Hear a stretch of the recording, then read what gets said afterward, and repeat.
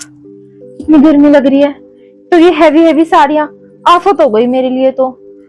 और अब ऐसी साड़ियां मुझे रोज ही पहननी पड़ेंगी सच में। खुशी। हाँ जी मम्मी जी। अरे वाह, तू तो तैयार भी हो गई। और बेटा इतनी हैवी साड़ी पहनने की क्या जरूरत थी, वैसे ही इतनी गर्मी हो रही है अभी तो।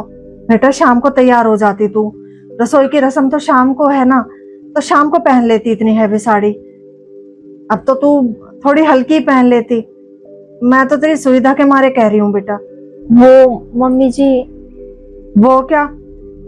अरे हमारे तो रेनू भी ऐसे टी शर्ट पजामे में पहन के हल्के हल्के कपड़े पहन के रहती है। और तू अभी सो जा, सो जाएगी ना तो फ्रेश फील करेगी। और ये हैवी साड़ी निकाल के बेटा कोई हल्की सी डाल ले। शादी की भी तो कितनी थकन हो रही होगी तुझे। मम्मी जी थकावट तो आपको भी हो रही होगी। तू मेरी थकावट की चिंता मत कर, बस हमारी बहू को थकावट नहीं होनी चाहिए। भाभी, आप मम्मी की थकावट की चिंता मत करो, उनके पास मैं हूँ। और मम्मी नीचे चाची आई है, वो बात करने के लिए कह रही है, जाओ बात कर लो। अच्छा चल खुशी, तू अभी आराम कर ले, मैं अभी आती हूँ। भाभी मैं आपके लिए कॉफी ले आऊं? ले तो मैं अभी आती, वो तो मुझे लगा कि आप रेस्ट कर रहे होंगे, पर आप तो सुबह सुबह तैयार हो गए, मुझे तो लगा अभी तक आप सो ही रहे होंगे। दीदी आपको कैसे पता कि मेरा मन कॉफी पीने का कर रहा है?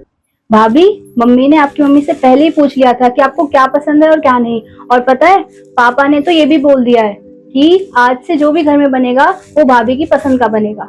आपसे एक बात कहूँ दीदी, आपको पता है मेरी मम्मी ने ना शादी से पहले मेरे से एक बात कही थी कि शादी के बाद ना लड़कियों को अपनी पसंद भूलनी पड़ती है।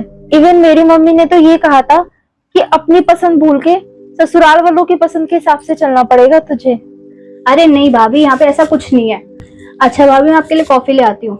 अरे बैठ तो मैं पहले भी जाती, पर मम्मी के साथ थोड़ा काम भी कराना है ना। चलो आप कॉफी पी के रेस्ट कर लेना।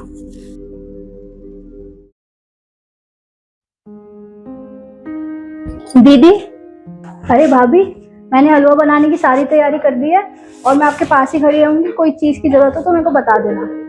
और भाभी, आप तो इस सूट में बहुत सुंदर लग रहे हो, किसी की नजर ना लगे आपको। पता है दीदी, आज ना मुझे अपनी मम्मी की एक बात याद आ गई। मेरी मम्मी कहती थी कि नंद ना हमेशा अपनी भाभी को नीचा ही दिखाती है, चाहे वो रूप में हो या घर के कामकाज में हो। तारीफ हमेशा नंद की ही होती है। पर दीदी आप बिल्कुल भी वैसे नहीं हो। भाभी, आप कितनी टेंशन लेते हो, आपकी मम्मी क्या कहती थी क्या नहीं वो मुझे नहीं पता, लेकिन इस घर में ऐसा नहीं होता। हर घर का माहौल अलग अलग होता है। आप मुझे अपनी ननद मत समझो, अपनी बहन या दोस्त समझ लो। इस घर में आपकी बहुत अहमियत है और किसी की जगह कोई नहीं ले सकता। मेरी जगह अलग है, आपकी जगह अलग है। भाभी, मैं तो यही चाहूंगी कि मम्मी आपको ज्यादा प्यार करे, क्योंकि आपको तो रहना है मम्मी के साथ। मैं तो एक दिन शादी करके यहाँ से चली जाऊंगी। मैं तो बस यही चाहती हूँ कि आपकी और मम्मी की बॉन्डिंग हमेशा बनी रहे। रेनू, तू तो कुछ जल्दी बड़ी हो गई। चिंता मत कर, अभी नहीं करने वाली तेरी शादी में। नहीं खुश हो रही हो?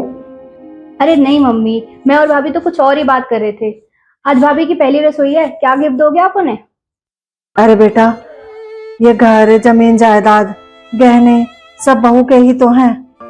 मैं तो बस एक ही वादा करूंगी अपनी बेटी से कि मैं कभी तुझ में और इसमें कोई फर्क ना कर पाऊं। जैसे तू इस घर में रहती है ना, ऐसे ये भी रहे।